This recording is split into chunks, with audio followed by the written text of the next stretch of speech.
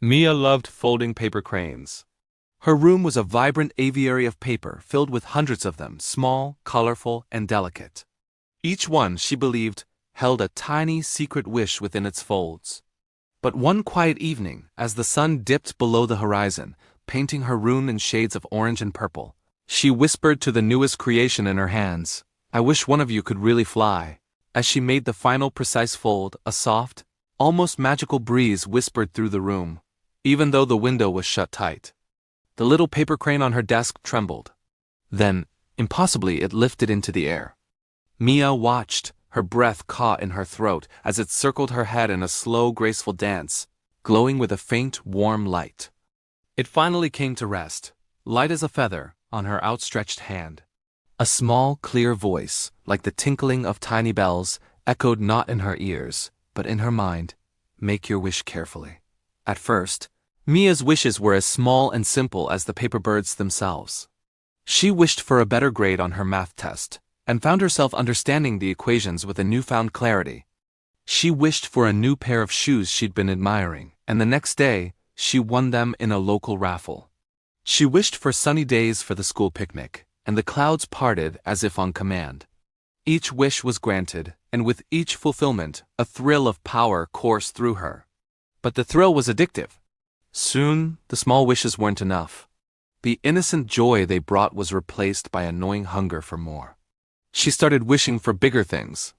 She wished to be the most popular girl in school, and suddenly, hallways parted for her, and whispers of admiration followed her every step. She wished for fame, and the video she posted online went viral overnight, making her an internet sensation. The paper bird, once a source of gentle magic, was now a tool for her ambition.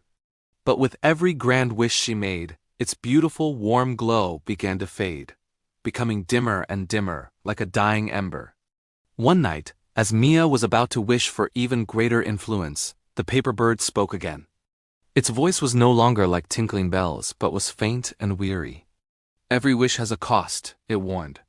"The more you take from the world, the less you will feel of it." But Mia, blinded by her desires, didn't listen. She was too close to having everything she thought she wanted. She held the bird tight, its paper body feeling fragile and brittle, and made one final, ultimate wish. "I want everyone to love me." The next morning she woke up to a world remade in her image. Every person she met smiled at her with unwavering adoration. Her parents praised her for simply waking up. Teachers gave her perfect scores without her even turning in assignments. Strangers on the street stopped to tell her how wonderful she was. It was perfect. A flawless world of love directed entirely at her. But as the day wore on, a hollow feeling began to grow in her chest. The smiles felt painted on, the praise sounded robotic, the love felt empty. It wasn't real. It was a reflection of her own demand, not a genuine feeling from another's heart. A chilling loneliness, deeper than any she had ever known, crept over her. This manufactured love was a prison. Panicked, she ran home, her heart pounding, desperate to undo her wish. She burst into her room, searching for the magical paper bird, but it was gone. The spot on her desk where it always sat was empty. In its place was just a single, unfolded piece of paper. With trembling hands, Mia picked it up. Written on it in elegant script were the words, "True joy isn't given. It's felt." The truth of it hit her like a physical blow. She had wished for the rewards of connection without ever doing the work of building it. Tears streamed down her face as she sat at her desk, surrounded by the silent flock of her old wishes. She took a fresh piece of paper, her fingers moving with a familiar, comforting rhythm. She folded a new crane, not with greed or desire, but with a sense of quiet repentance.